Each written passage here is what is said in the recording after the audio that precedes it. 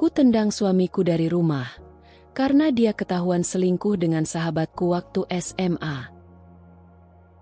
Pagi itu, cahaya matahari menembus jendela kaca besar di kamar utama yang menghadap taman belakang.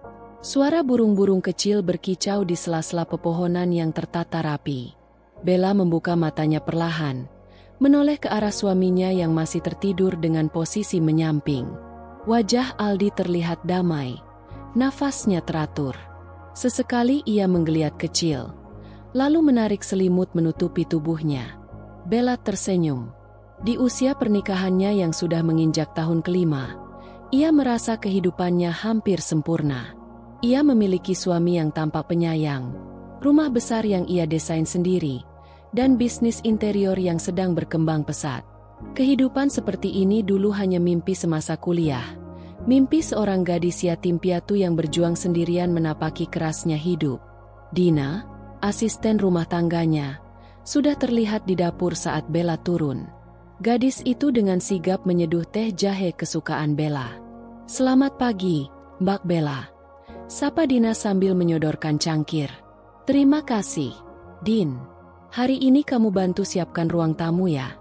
Jam 11 nanti ada klien datang." "Siap, Mbak." Bella duduk di meja makan sambil membuka tablet untuk mengecek desain terbaru yang akan ia presentasikan ke klien siang ini. Ia memutar-mutar sendok teh sambil sesekali mencatat hal-hal yang perlu dipoles. Kehidupannya tertata dengan rapi, seolah tak ada ruang untuk kekacauan. Aldi pun selalu memberi kesan mendukung dan tak pernah banyak protes terhadap kesibukan Bella. Dari arah tangga, suara langkah kaki terdengar. Aldi turun dengan kaos putih dan celana santai. Rambutnya sedikit acak-acakan tapi tetap tampak menarik. Ia mendekat dan mencium kening Bella. "Pagi, sayang. Udah kerja dari pagi banget." Bella tersenyum sambil menutup tabletnya. "Biasa, harus nyiapin presentasi buat si Bu Ratna, klien yang super perfeksionis itu." "Loh?" Aldi terkekeh kecil.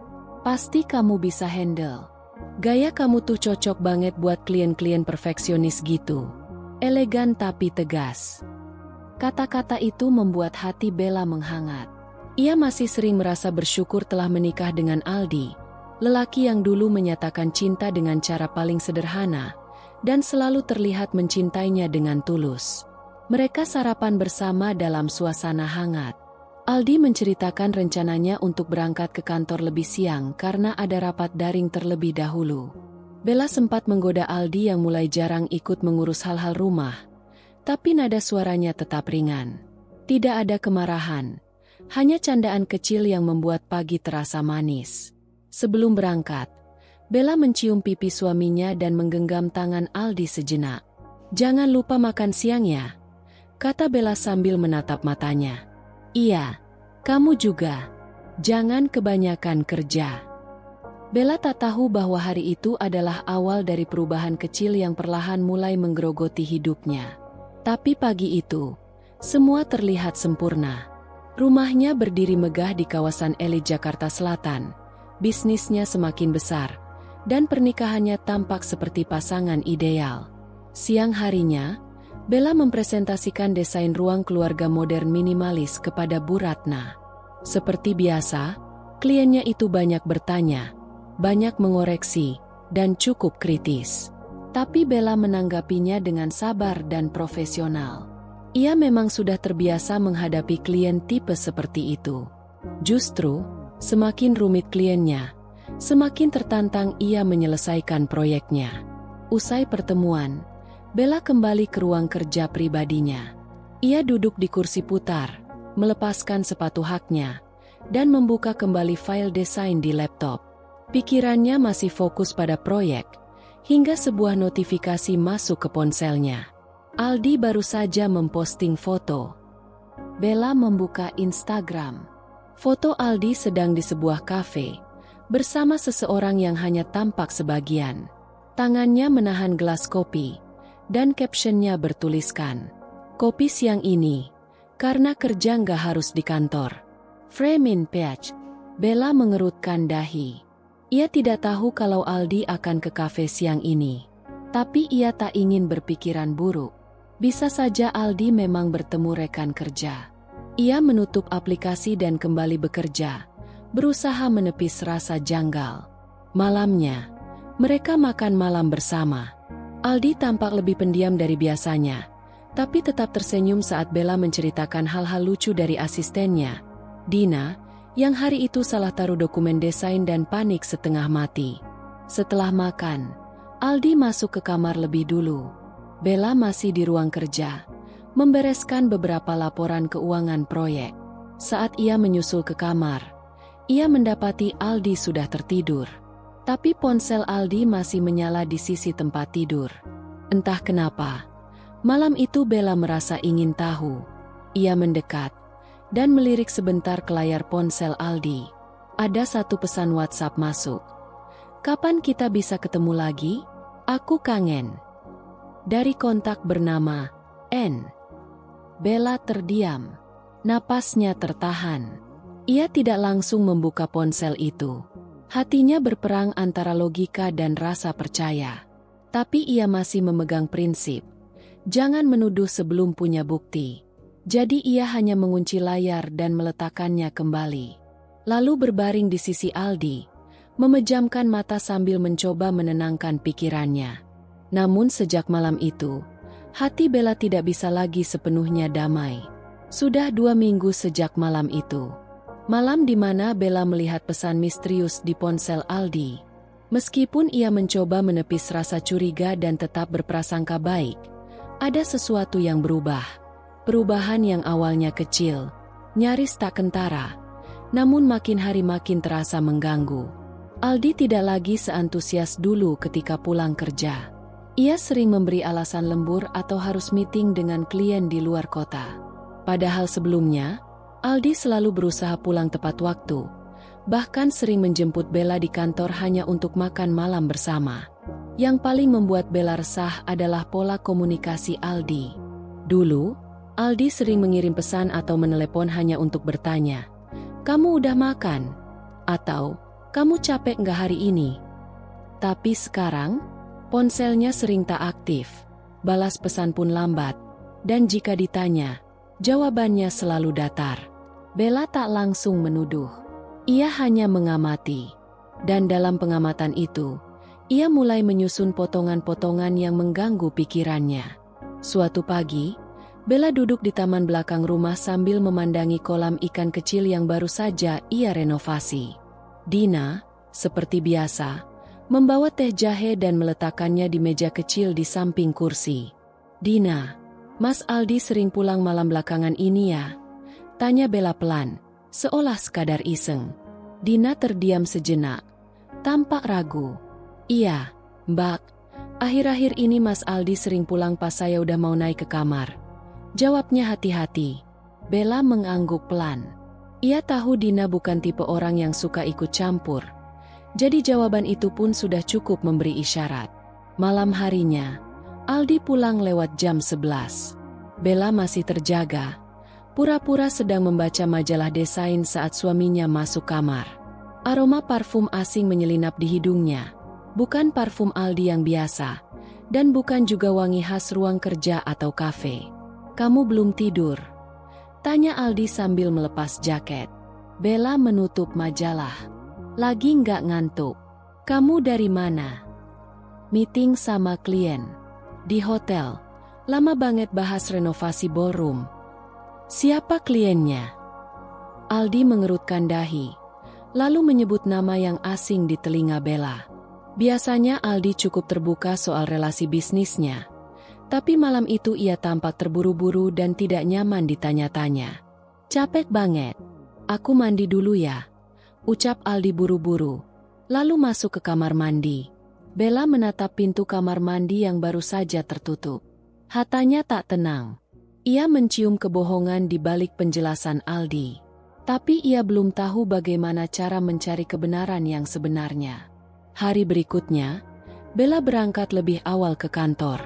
Ia memutuskan untuk fokus ke proyek interior kafe baru yang akan dibuka bulan depan. Ia tahu, satu-satunya hal yang bisa membuatnya waras di tengah kegelisahan adalah tenggelam dalam pekerjaannya. Di kantor, Rehan menyapanya dengan senyum cerah. Rehan adalah arsitek muda yang sudah 2 tahun bekerja di perusahaannya. Sikapnya sopan, profesional, dan perhatian. Meski usianya masih 27 tahun, Rehan cukup dewasa dalam menyikapi banyak hal. Kak Bella kelihatan lelah hari ini. Semalam begadang ya? Tanyanya sambil meletakkan map proyek di meja. Enggak juga, cuma kebanyakan mikir. Jawab Bella setengah jujur. Rehan tidak bertanya lebih jauh. Tapi sorot matanya menunjukkan bahwa ia menangkap kegelisahan yang sedang Bella rasakan. Mereka berdua kemudian berdiskusi tentang desain dan teknis pengerjaan interior. Tapi pikiran Bella sesekali melayang. Sepulang kerja, Bella mencoba menahan keinginannya untuk mengecek ponsel Aldi. Tapi dorongan itu semakin kuat. Sore itu, ketika Aldi sedang mandi, Bella membuka ponsel suaminya yang tergeletak di meja kamar. Ponsel itu terkunci dengan sidik jari. Tapi Bella tahu, Aldi juga mengatur pembuka kunci cadangan dengan angka. Ia mencoba kombinasi ulang tahun mereka. Gagal. Lalu mencoba tanggal ulang tahun Aldi. Gagal juga. Hatinya mulai berdebar. Baru ketika ia mencoba ulang tahun Nia, sahabat lamanya, layar ponsel terbuka. Bella tertegun. Matanya membelalak. Tangannya bergetar. Kenapa bisa tanggal lahir Nia? Rasa tidak enak menyusup ke ulu hati. Ia membuka aplikasi WhatsApp, dan di deretan paling atas, nama Nia muncul. Bella menahan nafas, lalu mengetuk obrolan itu. Nia, aku kangen kamu beneran cinta aku, kan? Aldi, aku sayang kamu, Nia, tapi aku belum bisa ngomong ke Bella sekarang. Nia, sampai kapan? Aku nggak mau jadi simpanan selamanya. Ponsel nyaris terlepas dari tangan Bella. Dunia seakan berhenti berputar. Nia, sahabatnya sejak SMA. Orang yang dulu menangis di pelukannya saat diputuskan pacar. Yang sering tidur di rumahnya saat keluarga Nia sedang ribut. Orang yang dulu ia bantu biayai semester akhir kuliahnya karena tak sanggup bayar UKT. Dan kini, sahabat itu tidur dengan suaminya. Tangis Bella pecah. Ia menutup mulut, takut suaminya mendengar isakannya dari kamar mandi. Ia segera mengunci kembali ponsel itu dan meletakkannya di tempat semula. Lalu keluar kamar dan masuk ke ruang kerja. Di sana, ia duduk memeluk lutut, mencoba mengatur nafas. Air matanya mengalir tak terbendung. Rasa marah, hancur, dan tak percaya bercampur menjadi satu. Malam itu, saat Aldi keluar dari kamar mandi, Bella sudah tidak ada di kamar. Tapi ia tidak mencarinya. Ia hanya duduk di tepi ranjang, memainkan ponselnya dengan wajah datar. Sementara itu, di ruang kerja, Bella menghapus sisa air mata di wajahnya. Ia menatap layar laptop yang masih menyala, namun pikirannya sudah tidak bisa fokus lagi. Aldi, kenapa kamu hancurkan rumah tangga yang sudah kubangun dengan susah payah? Dan kenapa harus dia? Bella tahu, malam ini ia tidak akan tidur nyenyak. Sudah beberapa hari berlalu sejak Bella membaca pesan antara Aldi dan Nia. Hatinya masih terasa perih, tapi ia belum siap mengkonfrontasi siapapun. Ia hanya memilih diam, mengamati, dan menahan semua gejolak di dadanya. Di balik wajah tenangnya, perang batin terus berkecamuk. Bella berusaha menjaga sikap, karena ia tahu, satu langkah yang salah bisa membuat semuanya meledak. Dan ia belum siap untuk ledakan itu. Pagi itu, Bella sedang duduk di ruang tamu, membalas email dari klien saat Dina datang tergesa-gesa. "Maaf, Mbak, ada tamu," katanya teman lama Mbak waktu SMA. Namanya Nia. Seakan dunia mendadak berhenti. Nama itu seperti petir yang menyambar tepat di dada Bella. Ia hampir menjatuhkan ponsel dari tangannya. "Nia?" ulangnya pelan, memastikan ia tidak salah dengar. "Iya, Mbak. Mbak kenal, kan?" Bella terdiam beberapa detik. Ia menarik napas dalam-dalam, menegakkan tubuhnya, lalu berkata datar, "Suruh dia masuk." Dina mengangguk dan berjalan kembali ke depan. Bella berdiri, tangannya sedikit gemetar, tapi ia berusaha menyembunyikannya. Beberapa detik kemudian, langkah kaki terdengar di lorong rumah. Lalu muncullah sosok yang sudah lama tak ia temui. Nia, masih dengan wajah cantik yang sama seperti dulu, tapi kini lebih anggun dan matang. Pakaian yang ia kenakan terlihat mahal, rambutnya disanggul rapi, dan sepatunya berhak tinggi. Ia tersenyum lebar, seolah tak ada dosa sedikit pun yang melekat padanya. "Bel, astaga, kamu cantik banget sekarang. Rumah kamu, gila, mewahnya kebangetan." Sapa Nia Riang sambil langsung memeluk Bella. Bella berdiri kaku. Ia tidak membalas pelukan itu, hanya menepuk bahu Nia pelan dan pura-pura tersenyum. "Nia, lama banget nggak ketemu ya?" ucap Bella hambar. "Iya, aku tuh nggak sengaja lihat kamu di artikel interior majalah kemarin. Aku kaget banget. Aku pikir, wah ini Bella yang dulu suka gambar di belakang buku catatan. Dan ternyata beneran kamu." Nia duduk di sofa dengan santai, menaruh tas tangannya di meja seperti sudah sering datang ke sana. Sementara Bella duduk berseberangan, memperhatikannya dengan tatapan tajam namun terselubung. "Aku nggak nyangka kamu bisa kayak gini sekarang, Bel. Sukses, cantik, punya rumah segede istana. Kamu tuh inspirasi banget," kata Nia sambil tertawa. Bella tersenyum tipis. "Alhamdulillah, semua ada jalannya." Ngomong-ngomong, kamu nikah sama Aldi, ya? Aldi yang dulu satu sekolah sama kita itu." "Ya," jawab Bella singkat. "Udah 5 tahun." Nia mengangguk-angguk. "Pantes, aku sempat lihat foto dia di sosmed. Aku kira itu cuma kebetulan. Ternyata kamu istrinya. Dunia tuh sempit banget ya." Bella memperhatikan setiap gerak-gerik Nia. Cara dia tertawa, cara dia bicara tentang Aldi, semua terasa dibuat-buat. Bahkan matanya tidak bisa menyembunyikan rasa bersalah yang mencoba ia tutupi dengan tawa. "Udah berapa lama kamu balik ke Jakarta?" tanya Bella, pura-pura tertarik. "Baru 2 bulan. Aku pindah kerja ke sini. Lagi pegang proyek properti di kawasan BSD. Lumayan bikin pusing sih, tapi seru." Bella mengangguk pelan. "Sendirian di Jakarta?" Nia tersenyum, lalu menunduk sebentar. "Sementara ia masih nyari tempat tinggal yang cocok." Ada jeda, dan dalam jeda itu, Bella menangkap satu hal yang pasti. Nia datang bukan karena kangen. Ia datang karena ingin tahu. Mungkin ingin memastikan bahwa kebohongannya belum ketahuan. Atau mungkin ingin bermain lebih jauh. "Rumah kamu ini luar biasa banget, Bel. Aku jadi malu sendiri. Kamu udah punya semuanya. Sukses, kaya, suami ganteng," ucap Nia sambil tertawa kecil. Lalu menatap Bella penuh makna. "Kamu benar-benar menang banyak." Ucapan itu terasa seperti sindiran. Seolah Nia sedang mengukur reaksi Bella. Tapi Bella hanya menatapnya tenang.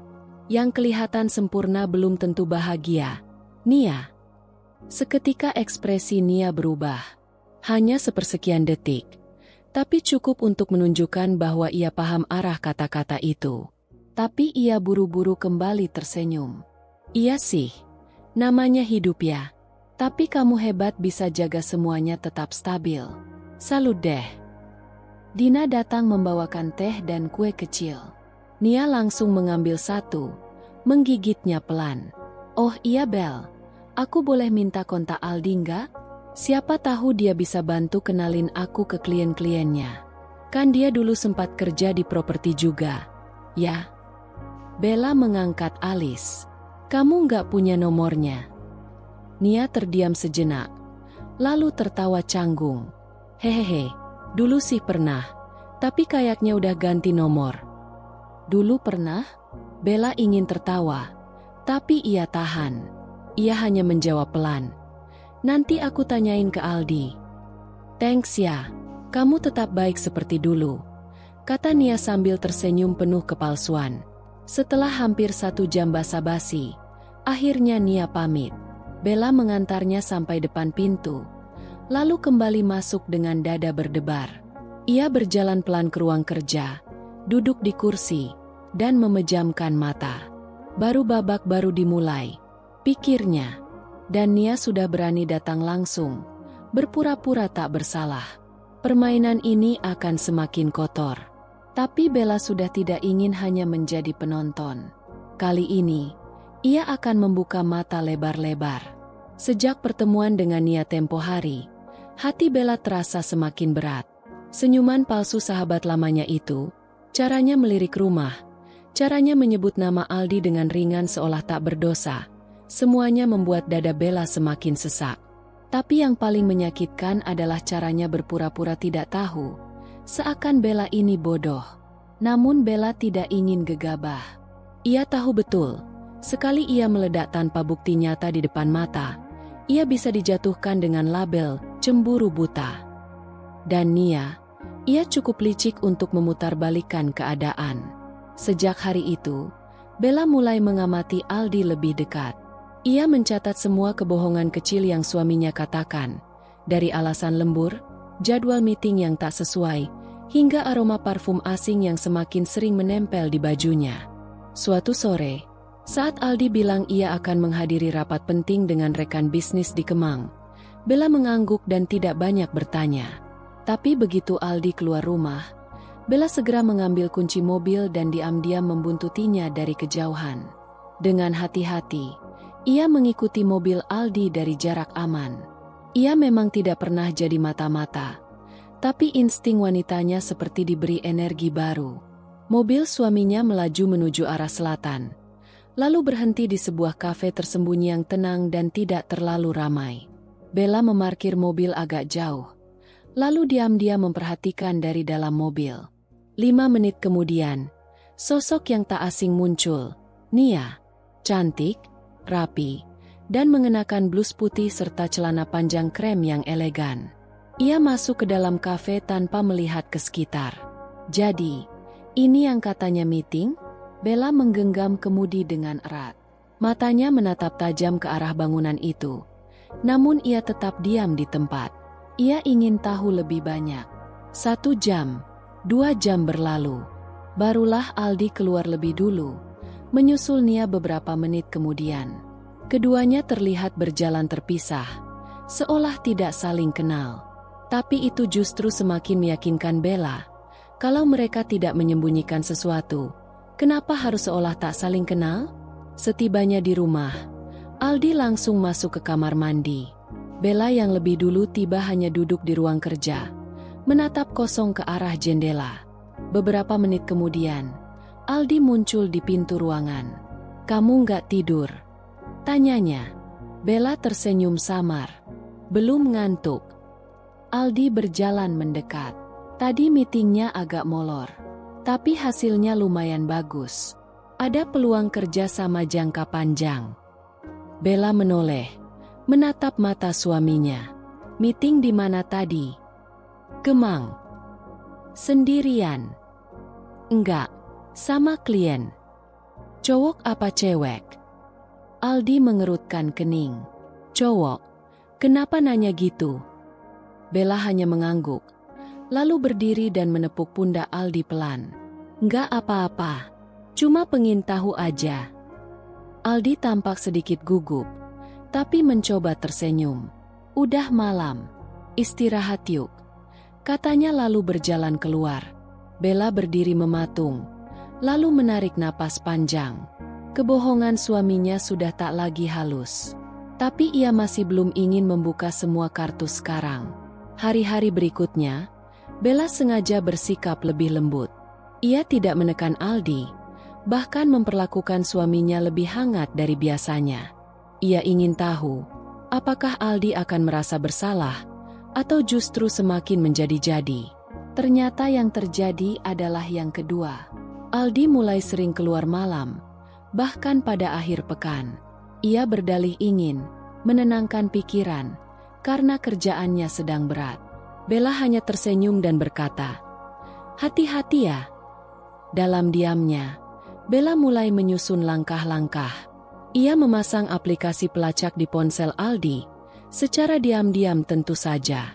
Ia juga mulai menyimpan setiap bukti kecil, foto, rekaman suara, catatan obrolan, hingga screenshot pesan-pesan mencurigakan yang sempat tertinggal di ponsel Aldi. Semua ia kumpulkan dalam satu folder terenkripsi di laptop pribadinya, folder yang ia beri nama, Pecahnya Topeng. Pada suatu malam, Bella kembali menerima pesan dari nomor tak dikenal. Isinya hanya satu kalimat, "Kamu terlalu percaya sama orang yang salah." Bella membalas, "Kamu siapa?" Namun tidak ada balasan. Bella merasa ini bukan sekadar pesan iseng. Ia mulai curiga bahwa ada orang lain yang tahu soal hubungan Aldi dan Nia. Mungkin seseorang dari lingkungan Nia, atau bahkan Aldi sendiri yang mulai sembrono. Malam itu, untuk pertama kalinya, Bella tidak menangis. Justru ia tersenyum tipis, pahit, dan penuh tekad. "Baik, Nia, kalau kamu pikir aku akan diam selamanya, kamu salah besar." Keesokan harinya, Bella pura-pura mengundang Aldi untuk makan siang bersama di rumah. Ia bilang ingin menghabiskan waktu berdua, sesuatu yang jarang mereka lakukan belakangan ini. Aldi setuju. Ia pulang lebih awal dari biasanya. Makan siang itu berlangsung hangat. Bella melayani suaminya dengan sabar dan penuh perhatian. Ia bahkan membuat makanan favorit Aldi, ayam bakar madu dan sup jagung. Setelah selesai makan, Bella mengajak Aldi duduk di teras belakang. "Aku mau ngobrol sebentar," katanya sambil menuangkan teh ke dalam cangkir. Aldi terlihat sedikit kaku. "Tentang apa?" Bella menatap mata Aldi. "Dalam-dalam. Tentang kejujuran." Aldi tertawa kecil. "Kamu ngomong serius banget." "Aku cuma mau tahu satu hal, Di. Kamu ada sesuatu yang kamu sembunyikan dariku nggak?" Aldi terdiam sejenak, lalu menjawab, "Nggak ada." Bella mengangguk pelan. "Oke."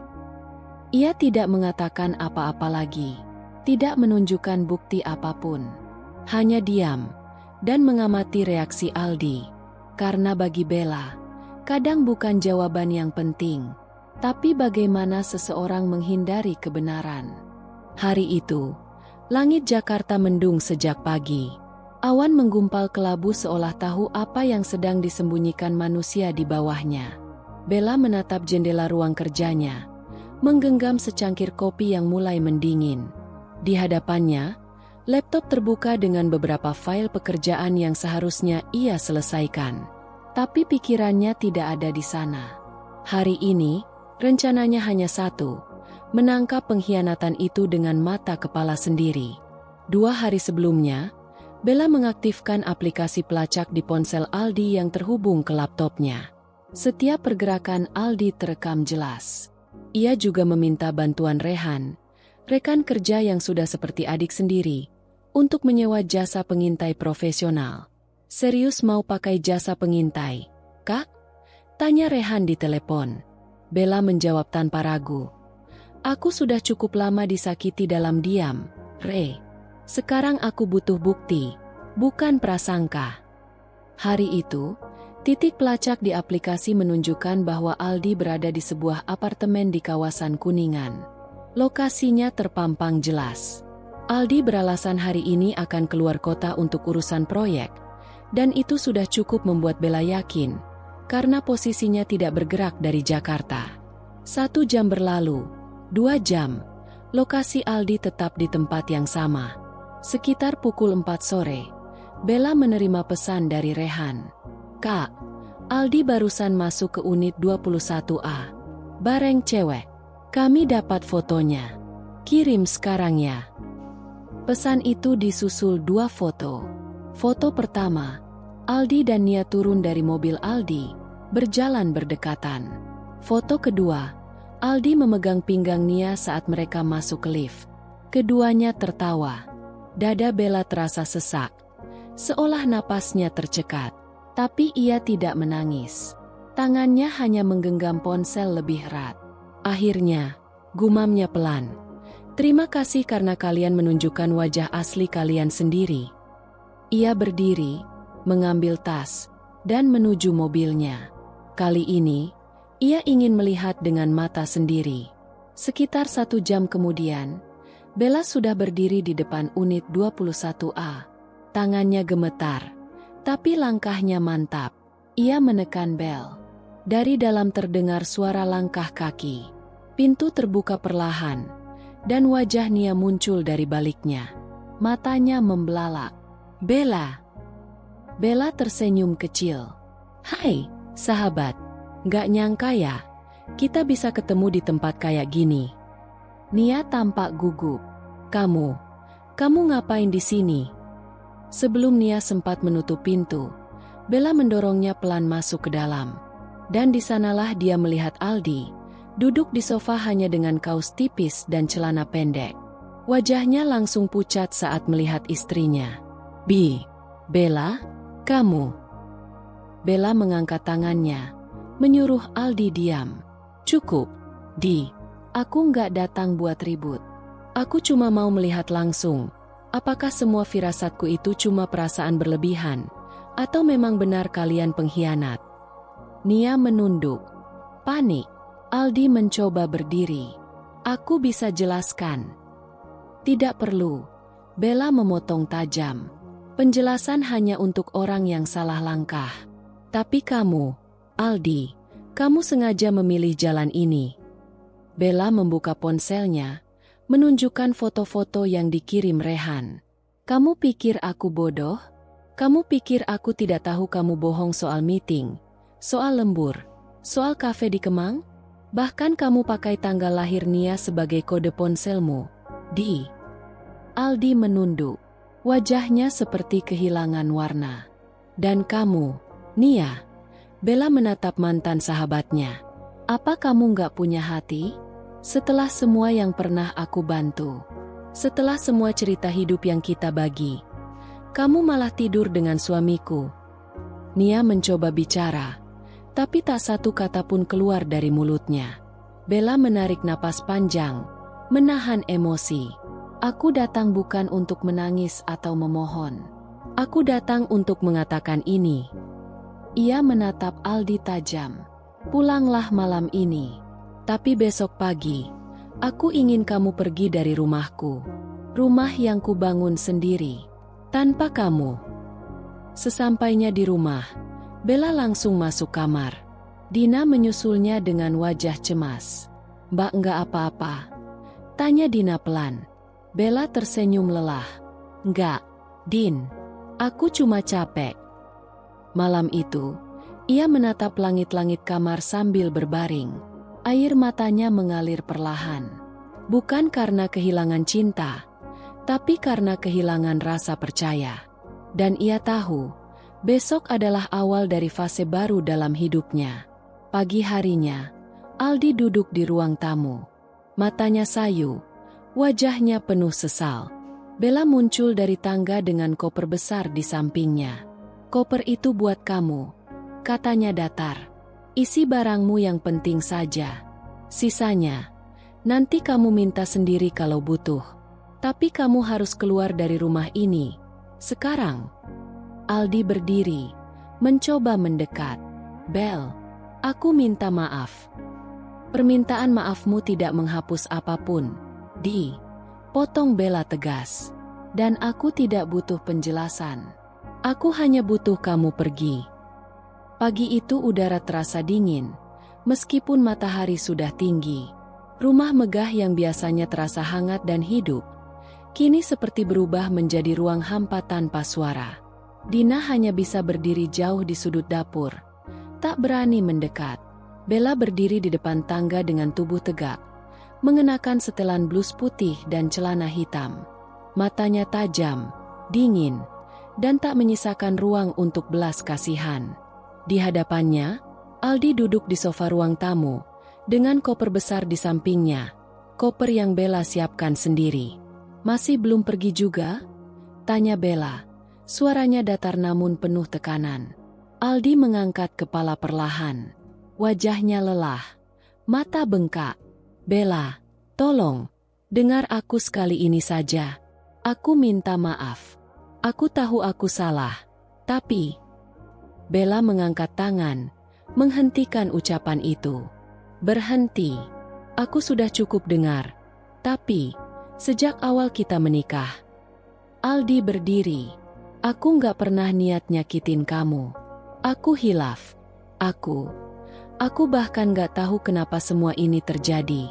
Nia datang, dan... Nia datang? Itu alasanmu. Bella tertawa dingin. Jadi semua ini karena dia datang? Kamu laki-laki. Aldi. Bukan daun kering yang bisa diterbangkan angin kemana saja. Aldi menunduk. Aku sayang kamu, Bel. Tapi aku juga bingung. Sayang. Bella menatapnya dengan penuh amarah. Kalau itu yang kamu sebut sayang, aku tidak butuh.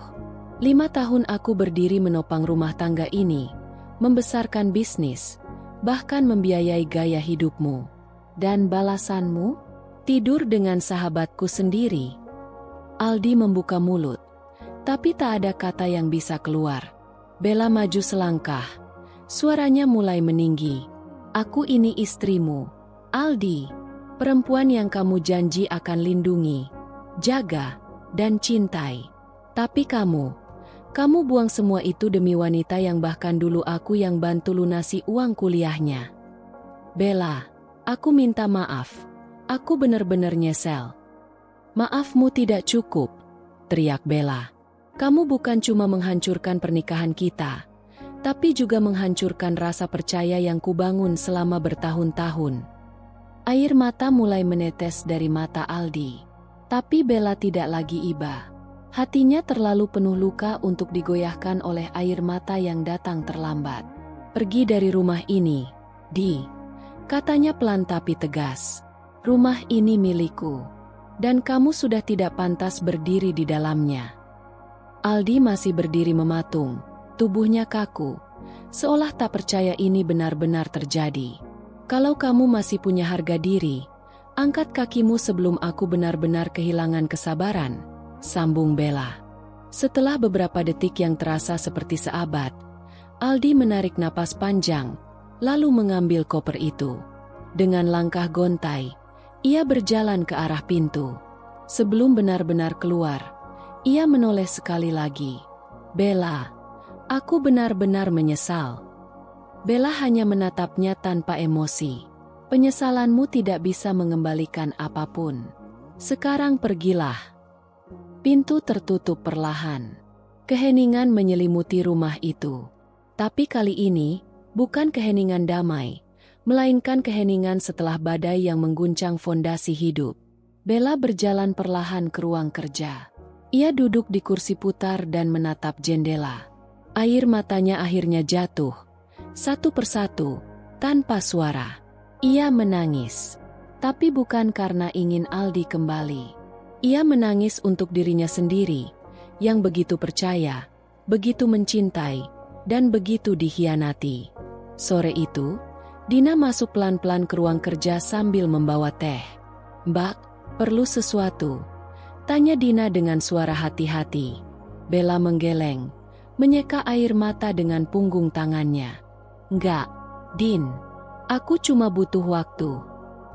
Dina mendekat, meletakkan teh di meja, lalu berdiri di samping Bella. "Mbak enggak sendiri. Saya di sini. Kalau Mbak butuh apapun." Bella menatap Dina dan tersenyum samar. "Terima kasih, Din. Kamu satu dari sedikit orang yang masih bisa aku percaya." Dina ikut menunduk, menahan air mata. Ia sudah melihat semua luka itu diam-diam. Dan kini, ia menjadi satu-satunya saksi atas kekuatan Bella yang luar biasa. Perempuan yang hancur tapi tidak menyerah.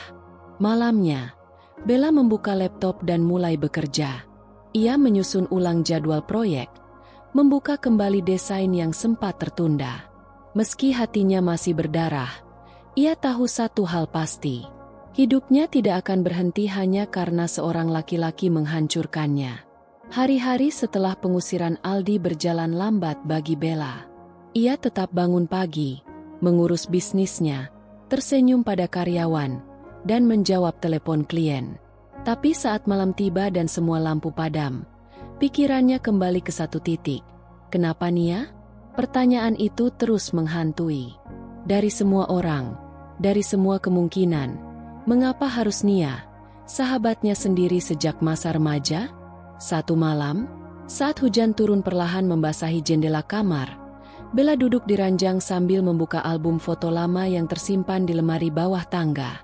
Di dalamnya, terselip berbagai potret kenangan SMA, seragam putih abu-abu, wajah penuh semangat, dan tentu saja, Nia. Di salah satu foto, tampak mereka berdua berdiri berdampingan di depan kantin sekolah. Bella tertawa sambil menggenggam tangan Nia yang tersenyum lebar ke kamera. Di masa itu, mereka nyaris tak terpisahkan. Masa SMA mereka seperti kisah persahabatan dalam novel-novel remaja. Nia adalah gadis yang ceria, penuh tawa, dan selalu punya cerita baru setiap hari. Tapi di balik itu, hidup Nia tidak mudah. Ia dibesarkan dari keluarga sederhana. Ayahnya sopir angkot, ibunya membuka warung kecil di rumah kontrakan mereka di pinggir kota. Bella, sebaliknya, berasal dari keluarga mapan. Ayahnya seorang dosen, ibunya pengusaha butik. Tapi hal itu tidak pernah membuatnya merasa lebih dari Nia. Justru Bella selalu berusaha melindungi Nia dari cibiran anak-anak kaya lain di sekolah mereka. Dulu, Nia sering menangis di pundak Bella karena dipermalukan teman-teman mereka. Pernah suatu kali, sepatu Nia sobek di tengah pelajaran olahraga. Bella langsung melepas sepatunya dan memberikan pada Nia, sementara ia sendiri berjalan tanpa alas kaki sepanjang lapangan. Nia juga sering menginap di rumah Bella saat orang tuanya bertengkar. Mereka tidur di kamar yang sama, saling bercerita tentang masa depan. Bella bermimpi punya bisnis interior desain sendiri, sementara Nia ingin jadi pembawa acara terkenal. "Aku pengin punya hidup enak kayak kamu, Bel," kata Nia saat itu, menatap langit-langit kamar Bella. Rumah yang luas, kasur empuk, makanan lengkap, dan orang tua yang gak ribut terus. Bella hanya menoleh dan tersenyum. "Nanti kita sama-sama sukses. Nia, kamu pasti bisa." Nia tertawa kecil. "Yakin? Yakin." Tapi seiring waktu, Bella mulai menyadari bahwa di balik tawa Nia, ada rasa iri yang tak pernah benar-benar hilang. Kecil, namun tumbuh perlahan seperti api yang menunggu oksigen. Setelah lulus SMA, Bella masuk universitas swasta bergengsi di Jakarta. Nia sempat terancam tidak bisa kuliah karena tak sanggup membayar uang masuk. Saat mendengar kabar itu, Bella langsung berbicara pada ayahnya dan membantu membayarkan sebagian uang kuliah Nia. Ia tidak menganggap itu sebagai beban. Baginya, itu bagian dari persahabatan. Tapi dari situlah, posisi mereka mulai berubah. Nia jadi canggung. Setiap kali berkumpul, ia sering menolak ditraktir dan mulai menjaga jarak. Saat Bella bertanya, Nia selalu menjawab singkat, "Aku nggak mau ngerepotin kamu terus." Hubungan mereka perlahan merenggang. Sampai akhirnya Nia benar-benar menghilang tanpa kabar setelah semester ketiga. Bella mencari ke kampus, menelepon ke rumah Nia, tapi tak ada jawaban. Semua pesan diabaikan. Akhirnya Bella berhenti mencoba. Sejak saat itu, Nia hanya tinggal kenangan. Kenangan manis yang lama-lama terkubur oleh waktu. Sampai hari itu, hari di mana Nia tiba-tiba berdiri di depan pintu rumahnya, berpura-pura jadi teman lama yang manis. Kini, semuanya terasa masuk akal.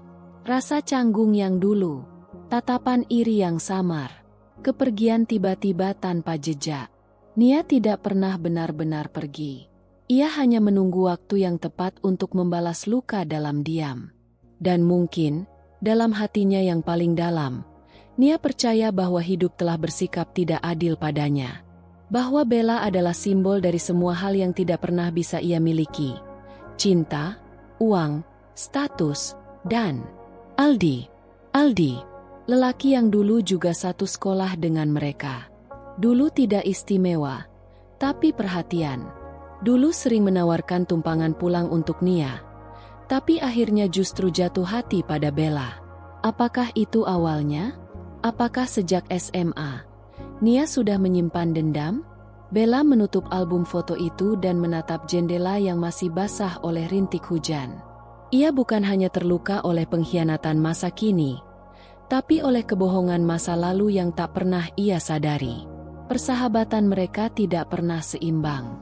Ia memberi cinta, Nia menyimpan iri. Ia menawarkan tangan, Nia menunggu waktu untuk menusuk dari belakang.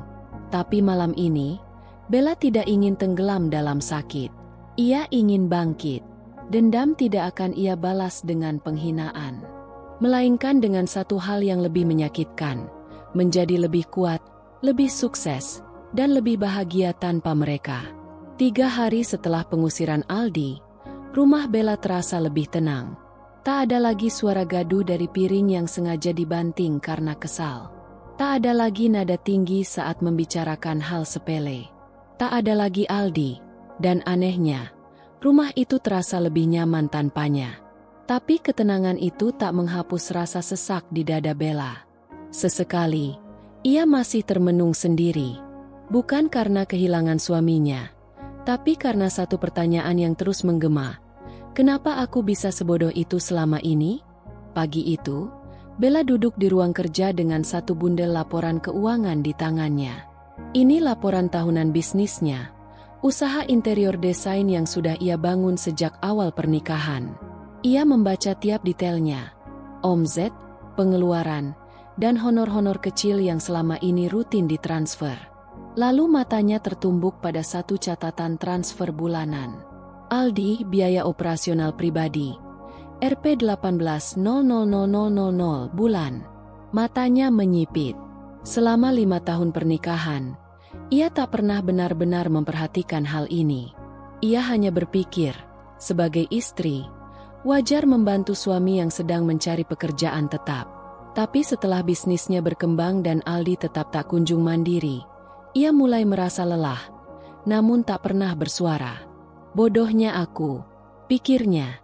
Aldi memang bekerja, tapi hanya sebatas proyek-proyek freelance yang tak pernah jelas hasilnya.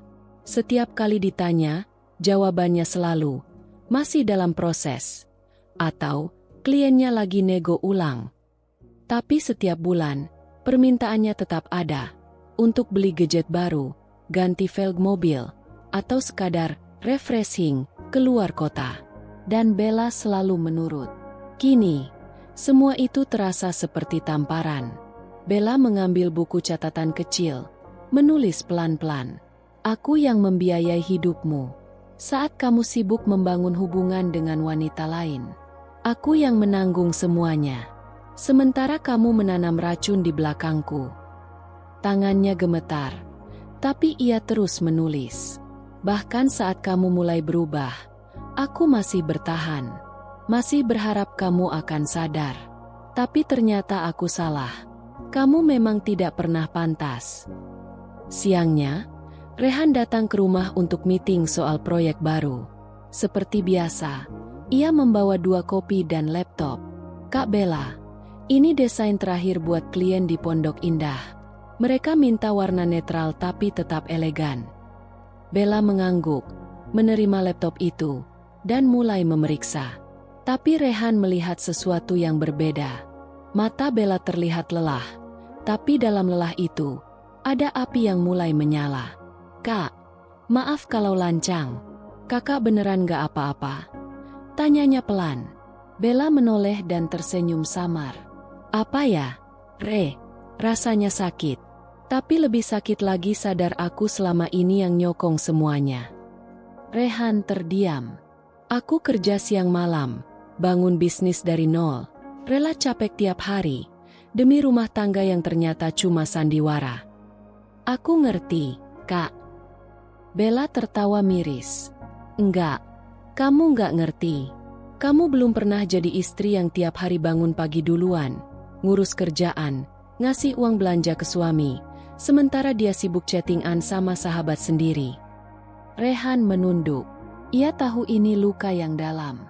Tapi ia juga tahu, Bella bukan tipe perempuan yang akan tumbang lama-lama. Kamu tahu, Re, lanjut Bella. Dulu aku bangga punya suami yang lembut dan suportif. Tapi sekarang aku sadar, dia bukan lembut, dia pemalas. Dia bukan suportif, dia manipulatif. Dan sekarang, kakak sadar bahwa semua ini berjalan karena kakak yang nyetir kapal ini sendiri, ujar Rehan. Bella menatapnya, lalu tersenyum. Tepat sekali. Malam itu, Bella membuka rekening bank bersama yang dulu ia buat atas nama dirinya dan Aldi. Ia mencairkan seluruh isinya. Tidak banyak, karena selama ini uang lebih banyak mengalir keluar daripada masuk. Setelah semua transaksi selesai, ia menutup akun itu secara permanen. Ia juga memblokir kartu tambahan yang dulu ia berikan pada Aldi untuk jaga-jaga kalau kepepet. Kini, ia sadar, kepepet itu ternyata hanya alibi untuk menyedot uangnya pelan-pelan. Saat duduk sendiri di ruang tamu malam itu, Bella menyalakan musik pelan. Lagu lama milik Titi DJ terdengar lirih. Engkau yang dulu pernah ku cinta, mengapa kini kau lukai aku? Air matanya menetes.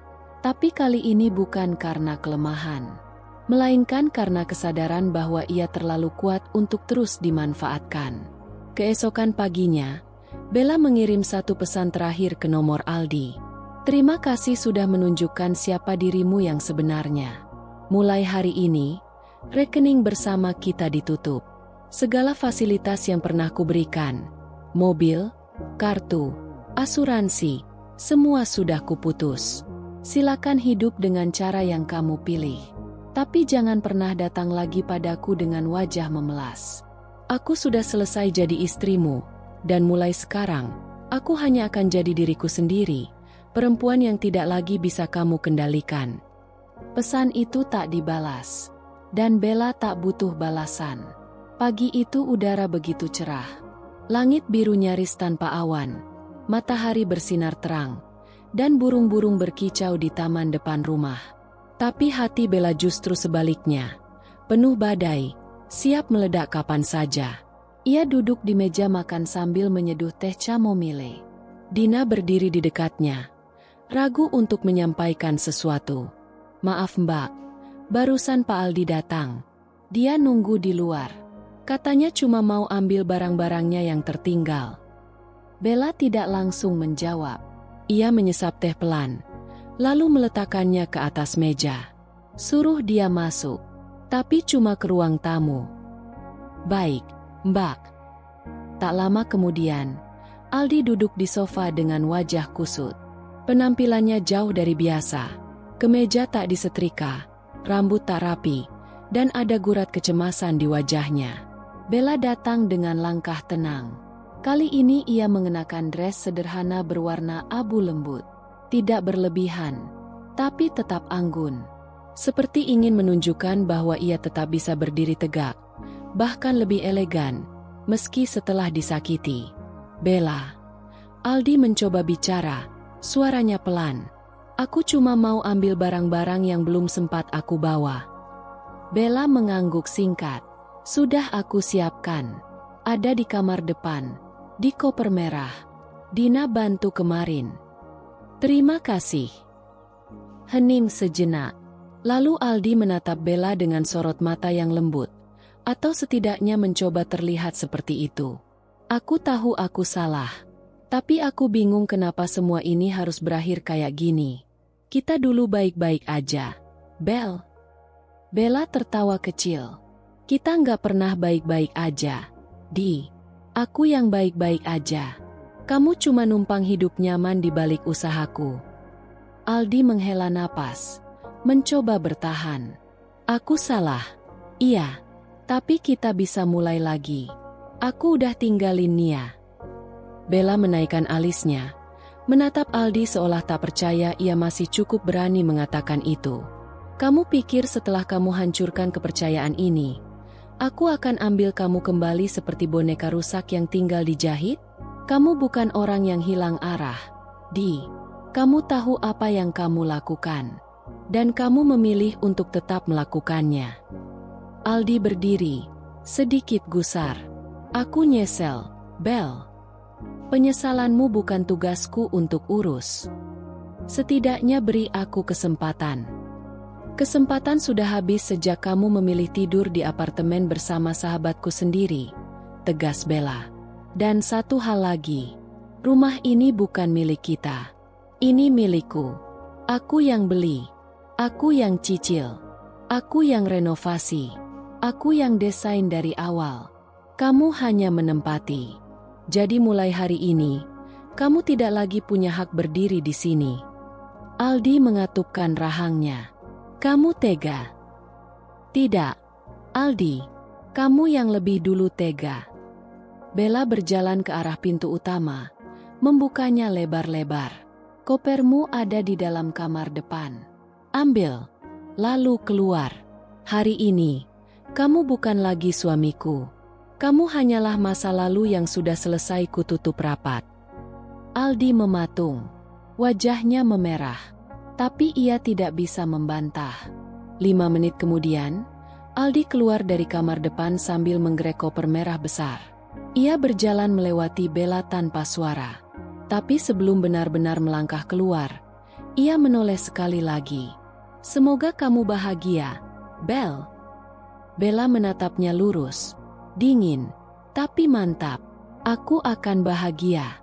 Justru karena kamu sudah tidak ada lagi dalam hidupku. Pintu ditutup perlahan. Klik. Dan bagi Bella, suara kunci itu seperti bunyi rantai yang akhirnya dilepaskan dari kakinya. Bebas. Dina menghampiri Bella beberapa saat kemudian. Sudah pergi, Mbak? Bella mengangguk. Sudah.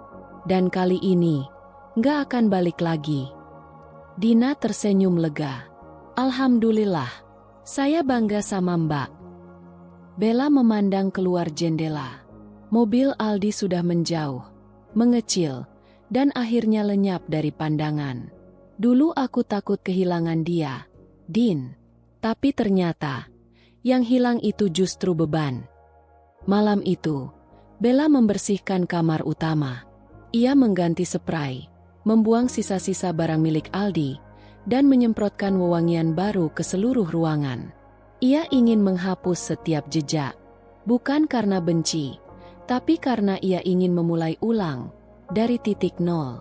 Di meja samping tempat tidur, ia meletakkan satu bingkai foto baru, dirinya sendiri, berdiri di tengah pameran interior bergengsi yang pernah ia ikuti 2 tahun lalu. Ia menatapnya dan tersenyum. Kamu sudah kembali, Bel. Kamu yang lama, yang kuat, yang mandiri, yang tahu kapan harus berkata cukup. Sudah 2 minggu sejak Aldi benar-benar keluar dari rumah Bella.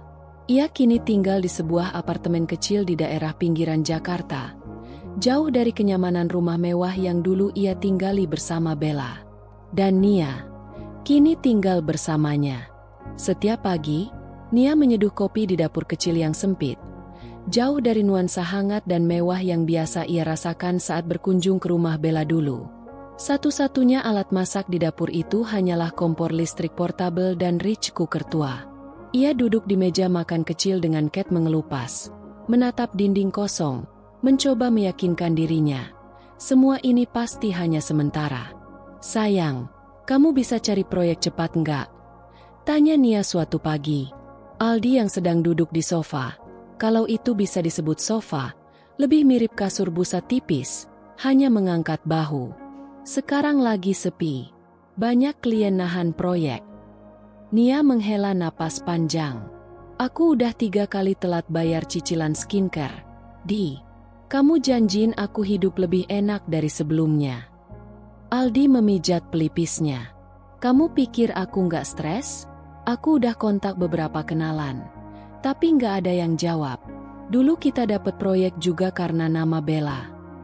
Ucapan itu seperti petir di siang bolong. Nia menatapnya tajam. Maksud kamu, Jadi kamu nyesel sekarang? Aldi langsung berdiri. Bukan gitu. Tapi, ya kenyataannya emang semua relasi itu dari dia. Nama perusahaannya, klien-klien besar, semua datang karena reputasi Bella. Nia terdiam. Seketika rasa tak nyaman menjalari tubuhnya. Ia mulai merasa tidak diinginkan. 2 hari kemudian, apartemen mereka listriknya mati. Ternyata tagihan belum dibayar. Nia terpaksa mandi air dingin dan berdandan di depan cermin yang retaknya hampir setengah bagian. Kita nggak bisa terus begini, Di. Bentaknya. Kamu janjiin aku hidup layak. Kamu bilang kamu bisa kasih lebih dari yang Bella kasih ke kamu. Aldi menahan amarahnya.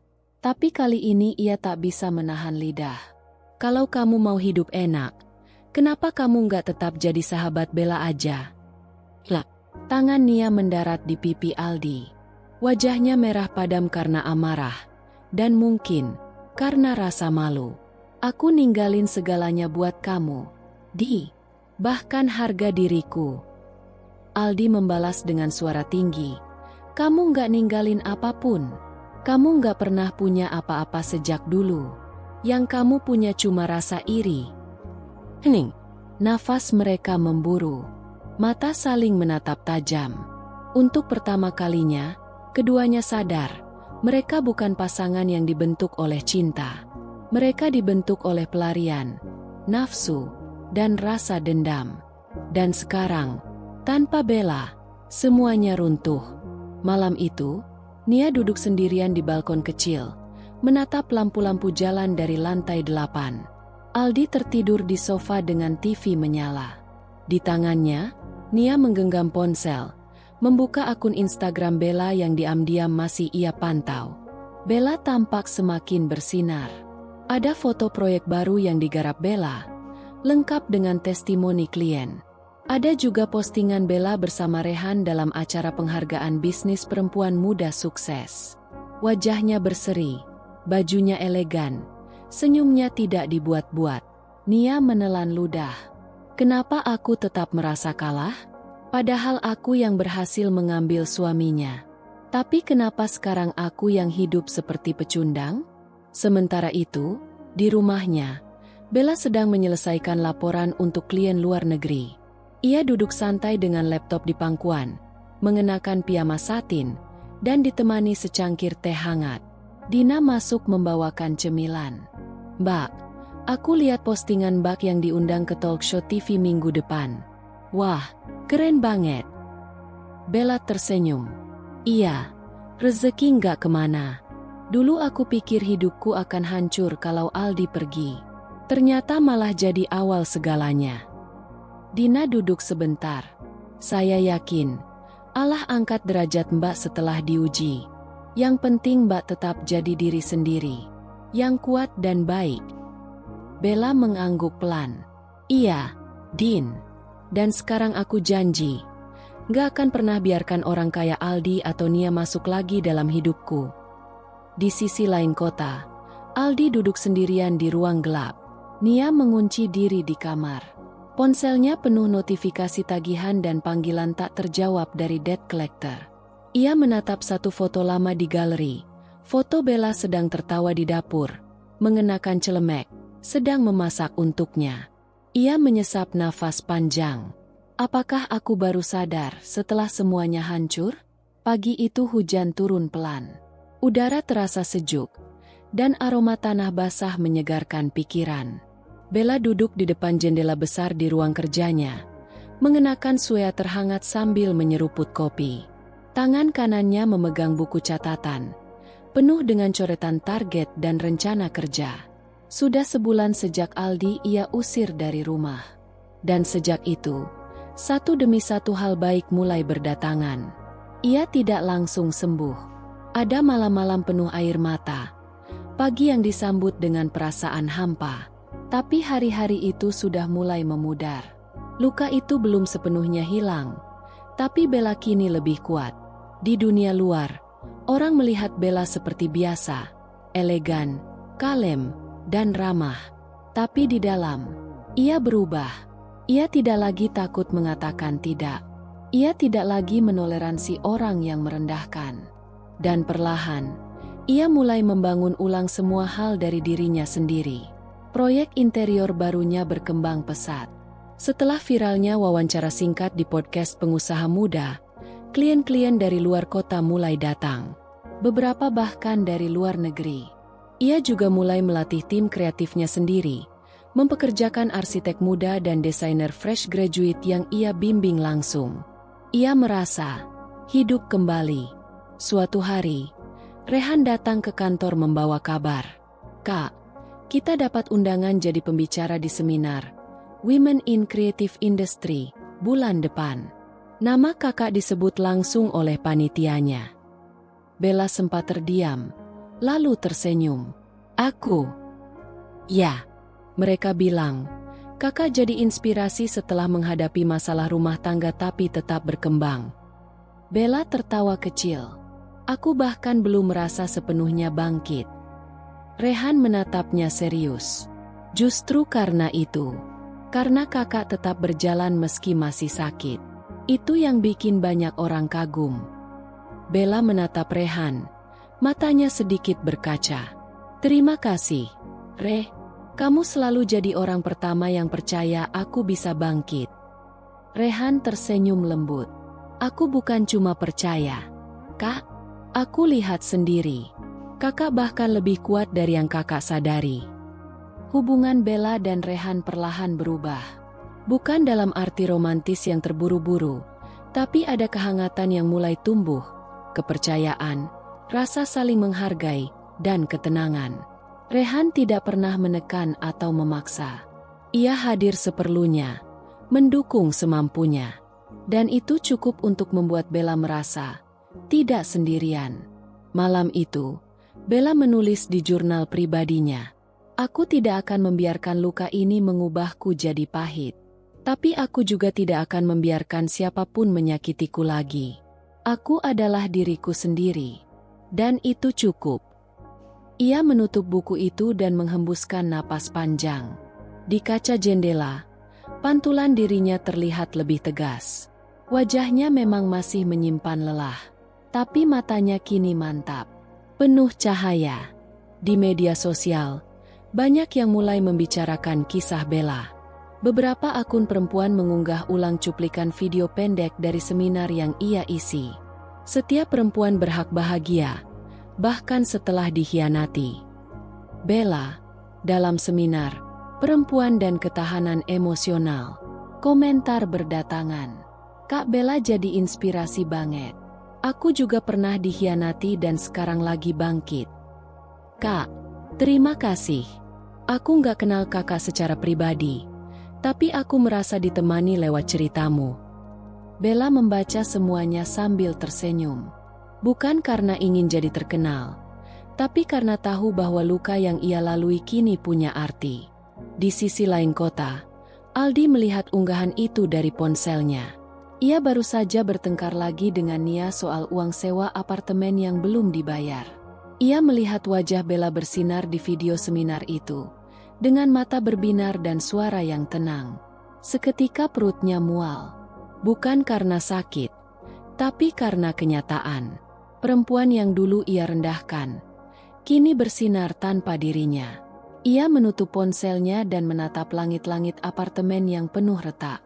Sementara itu, suara teriakan Nia dari dalam kamar terus menggema. Sementara itu, di rumah mewahnya, Bella berdiri di balkon, menatap langit malam penuh bintang. Angin berembus lembut, membawa aroma melati dari taman. Dina datang membawakan selimut tipis. "Mbak enggak masuk? Udah dingin." Bella tersenyum. "Sebentar lagi. Aku cuma mau menikmati tenangnya malam. Dulu aku enggak pernah bisa menikmati ini. Sekarang aku baru sadar, ternyata diam itu juga bentuk kekuatan." Waktu terus berjalan. Seiring Bella menata hidupnya kembali, jauh di tempat lain, kehidupan Aldi dan Nia pelan-pelan mulai runtuh dari dalam. Apartemen yang mereka sewa kini nyaris kosong.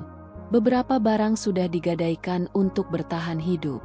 Laptop Aldi, Satu-satunya alat kerja andalan, sudah dijual. Bahkan handphone Nia kini retak layarnya. Tak lagi sanggup dibawa pamer seperti dulu. Nia berdiri di depan cermin kecil di dapur, memoles lipstik yang sudah hampir habis, mencoba berdandan seadanya untuk wawancara kerja sebagai admin. Ia sudah melamar kemana-mana, dari butik, kafe, hingga kantor kecil, tapi tak satu pun yang berhasil. "Kamu hari ini ngelamar lagi?" tanya Aldi dari ruang tamu yang kusut. "Iya, tapi kamu juga cari kerja dong. Jangan cuma nunggu proyek fiktif itu." Aldi menghela napas. "Aku udah ngirim CV ke 5 tempat minggu ini. Tapi kamu tahu sendiri, mereka lebih percaya sama portofolio dan semuanya ada di bawah nama Bella." Ucapan itu membuat Nia meledak. Lagi-lagi Bella. "Semua selalu salahku. Salahku. Salahku. Kamu pikir aku seneng tinggal di lubang tikus ini? Aku rela ninggalin hidup aku demi kamu. Loh. Hidup apa? Kamu tinggal di rumah orang. Enak-enakan di rumah mewah Bella. Sok akrab. Padahal di belakang kamu cuma penghisap. Kurang ajar kamu ya?" teriak Nia, melempar dompet kecil ke arah Aldi. Aldi menangkisnya. "Jangan drama, Nia. Hidup kita ini berantakan bukan karena siapa-siapa, tapi karena kita saling bohongin diri sendiri." Mereka saling diam. Nafas terengah. Mata saling menatap dengan benci. Dan untuk pertama kalinya, mereka menyadari sesuatu yang menyakitkan. Mereka tidak pernah benar-benar saling mencintai.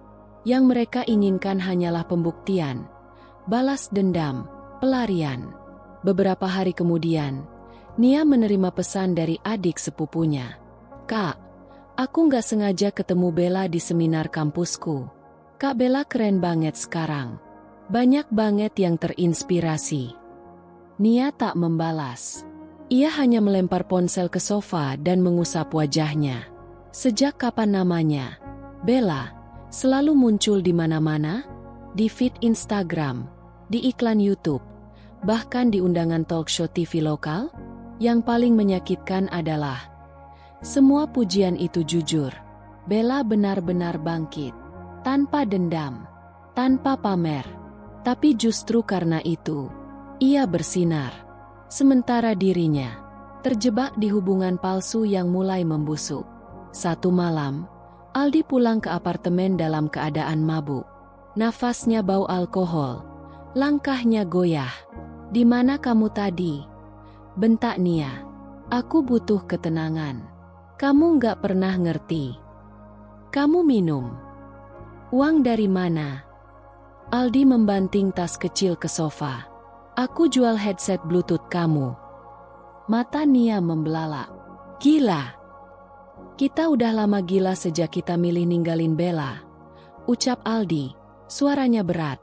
"Dan kamu tahu, kadang aku berharap aku nggak pernah kenal kamu." Lah, kali ini tamparan Nia jauh lebih keras. Tapi Aldi tidak membalas. Ia hanya tertawa kecil. "Lelah. Lucu ya? Dulu aku kira kamulah jalan keluarku. Ternyata kamu malah lebih sesat." Nia menangis. Tapi bukan karena cinta, melainkan karena ia akhirnya kalah telak. Bella yang dulu ia pandang sebelah mata, kini melesat jauh. Dan dirinya hanya jadi bayangan dari wanita yang tak pernah bisa ia gantikan. Sementara itu di rumahnya, Bella baru saja menerima email dari klien luar negeri, proyek desain hotel butik di Bali. Nilainya hampir 1,5 miliar. Rehan berdiri di sampingnya, memberi selamat. "Kak, ini milestone besar," katanya sambil tersenyum. Bella membalas dengan anggukan kecil. "Kamu tahu yang lebih besar dari proyek ini?" "Apa?" "Ketenangan." Ia memandang langit sore dari balik jendela. Awan berarak pelan, angin bertiup sejuk, dan di dadanya ada ruang kosong yang dulu dipenuhi oleh rasa sakit, kini digantikan dengan syukur. Bukan karena Aldi dan Nia sengsara, tapi karena ia berhasil selamat, tanpa harus menjatuhkan siapapun. Hujan turun sejak siang tadi, menyisakan genangan air di jalanan dan aroma tanah basah yang menyelimuti kota. Di ruang kerjanya yang hangat, Bella tengah menata sampel kain untuk proyek desain hotel butik di Bali. Ia tenggelam dalam ketenangan dan fokus, sesuatu yang dulu jarang ia miliki saat masih hidup bersama Aldi. Teleponnya bergetar. Nomor tak dikenal. Tapi entah mengapa, firasatnya langsung mengarah pada satu nama, Aldi. Ia ragu, tapi akhirnya menjawab. Halo. Suara berat di seberang sana menjawab lirih. Bel, ini aku, Aldi. Bella terdiam beberapa detik. Hujan di luar terdengar semakin deras. Ada apa? Tanyanya datar, dingin, tanpa emosi. Aku tahu, aku nggak pantas ngomong sama kamu. Tapi tolong dengerin aku sebentar aja. Mereka bertemu di sebuah kafe kecil di tengah kota. Bella datang bukan karena ingin, tapi karena ingin menyelesaikan semuanya dengan kepala tegak. Kali ini, dia yang mengatur panggung. Bukan untuk drama, tapi untuk penutupan. Aldi datang dengan pakaian lusuh dan mata sayu. Ia duduk dengan tangan mengepal di atas meja, menahan grogi. Bella hadir mengenakan setelan putih bersih, simpel namun anggun. Matanya tajam, tidak menunjukkan sedikit pun kerinduan. Terima kasih udah mau ketemu, kata Aldi membuka. Aku nggak datang buat kamu, jawab Bella tegas. Aku datang buat diriku sendiri, supaya aku nggak punya ganjalan apapun. Aldi tertunduk. Aku minta maaf, Bel. Semua yang terjadi, perselingkuhan, kebohongan, semua itu salahku. Aku terlalu bodoh, terlalu egois. Benar. Potong Bella. Aldi tersenyum getir. Aku tahu aku nggak pantas. Tapi akhir-akhir ini aku nggak bisa tidur. Bel, aku mimpi kamu terus. Kamu tertawa. Tapi bukan buat aku. Kamu bahagia. Tapi aku cuma bisa lihat dari jauh. Bella menatapnya lama. Hening. Aku nyesel. Bel. Nia udah pergi. Dia ninggalin aku 2 minggu lalu. Kami berantakan. Sekarang aku cuma sendiri. Dan kamu pikir aku tempatmu pulang? Tanya Bella tajam. Aldi mengangkat wajah. Aku cuma pengen kesempatan kedua. Aku janji bakal berubah. Aku bisa buktikan. Bella tersenyum kecil. Tapi senyum itu tidak hangat. Lebih seperti simpati yang datang dari jarak yang sudah terlalu jauh. Kamu nggak bisa memperbaiki sesuatu yang sudah kamu bakar sendiri. Bel, kamu bilang kamu nyesel? Tapi kamu nggak nyesel waktu masuk ke apartemen itu sama Nia. Kamu nggak nyesel waktu kamu tipu aku tiap malam. Kamu cuma nyesel karena kamu kalah. Bukan karena kamu sadar. Kata-kata itu menghantam keras. Aldi tak bisa menjawab. Aku udah memaafkan kamu, Di. Lanjut Bella pelan. Tapi bukan karena kamu layak dimaafkan. Tapi karena aku layak untuk bebas dari luka. Air mata mengalir di pipi Aldi. Tangannya gemetar. Aku masih sayang sama kamu, Bel. Bella menggeleng pelan. Sayang itu bukan menyakiti. Kalau itu caramu mencintai, aku bersyukur kamu sudah pergi. Pertemuan itu selesai dalam 15 menit. Aldi duduk lama di bangku, menatap kosong. Bella melangkah keluar, memayungi dirinya dengan tenang. Hujan masih turun, tapi kali ini, ia tidak merasa basah. Di trotoar, Rehan sudah menunggu di dalam mobil. Bella masuk ke dalam, menghela napas panjang. Gimana? Tanya Rehan hati-hati. Bella tersenyum.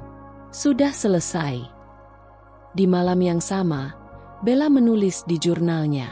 Kadang orang datang lagi bukan karena ingin memperbaiki, tapi karena hidupnya hancur dan mengira kamu akan menolong lagi. Tapi aku bukan lagi Bella yang sama. Aku bukan penolong. Aku penyintas. Dan aku sudah sembuh. Ia menutup jurnal itu dengan mantap. Di luar, Hujan berhenti. Langit mulai cerah. Sementara itu, Aldi berdiri di pinggir jalan, menatap langit kelabu. Orang-orang lalu lalang tanpa peduli. Dunia tetap berjalan. Dan untuk pertama kalinya, Aldi sadar, Bella sudah tak akan pernah kembali. Sudah 2 minggu sejak pertemuan singkat Bella dan Aldi di kafe kecil itu. Sejak hari itu, Aldi tidak menghubungi Bella lagi. Tapi bukan berarti ia benar-benar pergi.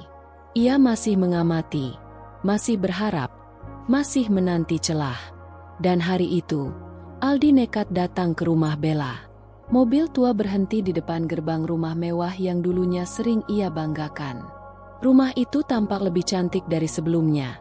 Taman lebih terawat, cat dinding tampak baru, dan jendela dipenuhi bunga segar. Tapi yang paling berbeda adalah suasananya. Dulu rumah ini penuh ketegangan yang tak terlihat. Kini, damai. Dina membuka pintu, terkejut melihat tamu tak diundang itu berdiri dengan jaket lusuh dan wajah kelelahan. "Pak Aldi?" tanyanya pelan. "Aku cuma mau bicara sebentar sama Bella." Dina ragu, tapi akhirnya ia masuk dan menyampaikan.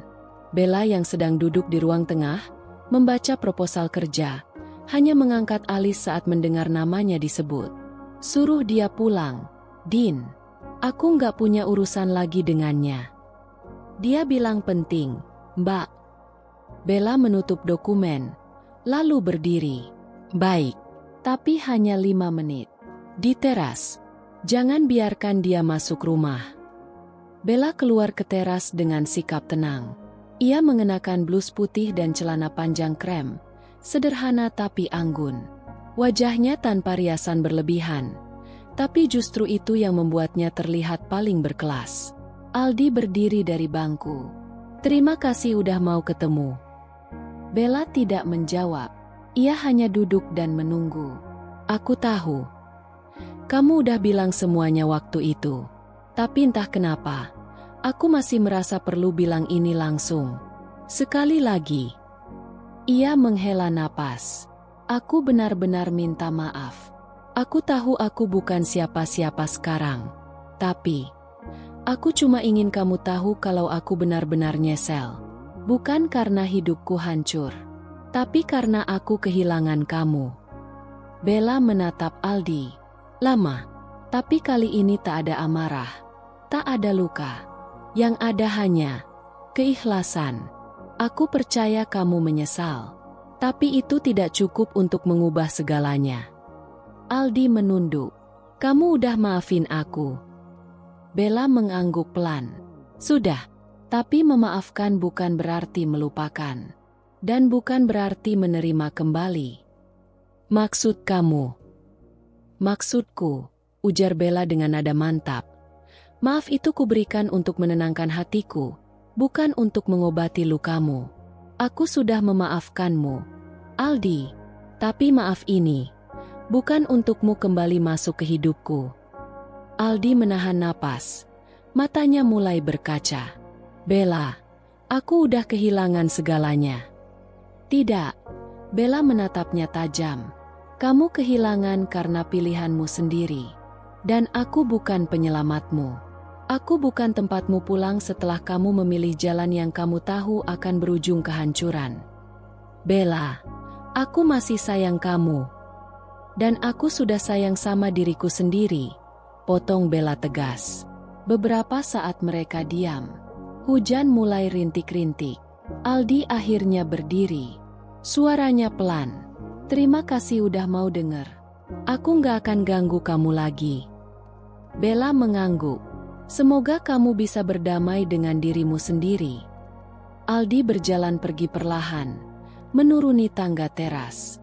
Di balik gerimis, ia menoleh sekali lagi, dan melihat Bella masih duduk dengan kepala tegak, seolah tak tergoyahkan oleh masa lalu. Dan memang, dia tidak tergoyahkan. Pintu rumah tertutup. Kali ini benar-benar selamanya. Di dalam, Dina datang membawa teh hangat. "Mbak enggak apa-apa?" Bella tersenyum. "Aku baik-baik saja, Din. Bahkan lebih baik dari sebelumnya." Ia menyesap teh pelan. Di meja samping, undangan sebagai pembicara konferensi bisnis perempuan sukses di Singapura sudah siap. Ia tahu, masa depannya kini hanya tentang ia dan pilihannya sendiri. Sementara itu, Aldi berjalan sendirian di trotoar basah. Ia tidak tahu harus kemana. Tapi satu hal pasti, rumah yang pernah ia tinggali bukan lagi miliknya, dan perempuan yang dulu ia sia-siakan kini tak bisa disentuh lagi. Matahari sore mulai tenggelam, menciptakan semburat jingga di langit Jakarta. Di sebuah taman kota, Aldi duduk sendirian di bangku kayu yang sudah mulai lapuk. Wajahnya kusut, matanya kosong menatap ke depan. Sudah lebih dari 3 bulan sejak terakhir kali ia berbicara dengan Bella. Dan sejak itu, hidupnya tak berubah banyak. Ia kini tinggal di kamar kos kecil, bekerja serabutan sebagai sales alat kantor. Gaji pas-pasan. Teman hampir tak ada. Nia sudah benar-benar hilang. Kabarnya pindah keluar kota tanpa pamit. Ia membuka ponselnya. Jari-jarinya membuka Instagram. Dan seperti biasa, Bella muncul lagi. Kali ini, Bella tampil dalam sebuah konferensi di Singapura, mewakili Indonesia sebagai pembicara muda inspiratif di bidang desain interior. Ia mengenakan blazer putih gading, tampil percaya diri, dan berbicara dengan tenang tentang perjuangannya membangun bisnis dari nol, dan bertahan di tengah badai kehidupan pribadi. Tepuk tangan meriah menggema dalam video itu. Aldi tak bisa menahan senyum getir. Ia membisik pelan pada dirinya sendiri. Dia benar-benar berhasil tanpaku. Flashback melintas di benaknya. Saat Bella menyiapkan sarapan di dapur, mengenakan celemek dan menyapa pagi dengan tawa. Saat Bella lembur hingga larut demi mengejar deadline klien. Saat Bella memberinya uang saku dan menyemangatinya yang menganggur. Semua kenangan itu kini seperti pukulan bertubi-tubi ke dadanya. Waktu itu, ia tidak melihat betapa berharganya Bella. Karena ia terlalu sibuk merasa berhak. Terlalu sibuk merasa kurang. Dan sekarang, semua itu tak akan pernah kembali. Sementara itu, di rumah mewah milik Bella, suasana penuh kehidupan. Dina sibuk menyiapkan makanan karena malam ini akan ada pertemuan tim kerja baru Bella. Rehan datang membawa wine non-alkohol sebagai hadiah, dan beberapa teman kerja Bella tertawa hangat di ruang tengah. Bella tampil simpel namun elegan, seperti biasa. Ia tidak berusaha menjadi siapa-siapa. Ia hanya jadi dirinya sendiri, dan itu sudah cukup. Rehan mendekat saat semua orang sibuk mengobrol. Kalau dulu kamu disakiti oleh orang yang salah, mungkin itu cara Tuhan nunjukin siapa yang benar, ucapnya pelan. Bella menatapnya dengan senyum kecil. Aku nggak nyesel pernah cinta, tapi aku bersyukur akhirnya bisa memilih untuk berhenti. Mereka tertawa kecil bersama. Di penghujung malam, Bella berdiri di balkon kamarnya, menatap langit penuh bintang. Ia membuka jurnal dan menulis. Dulu aku takut sendirian. Tapi ternyata, dalam kesendirian aku justru menemukan kekuatanku. Terima kasih, Aldi, karena telah menghancurkan aku. Karena dari reruntuhan itulah aku membangun diriku yang baru. Aku tidak membencimu, tapi aku tidak merindukanmu. Aku bahagia, dan itu adalah balasan paling tepat. Di taman kota yang mulai sepi, Aldi masih duduk diam. Ia menyadari satu hal penting. Karma tidak selalu datang dalam bentuk penderitaan yang keras, tapi dalam bentuk kesadaran bahwa orang yang dulu kau sakiti kini bersinar tanpa kamu. Itulah penyesalan yang sejati. Dan ia harus hidup dengan itu selamanya. Jika kisah ini menyentuh hati kamu, jangan lupa untuk like, komen pendapatmu di bawah, dan tentunya subscribe agar kamu gak ketinggalan cerita-cerita menarik lainnya. Aktifkan juga lonceng notifikasinya. Ya, sampai jumpa di kisah berikutnya.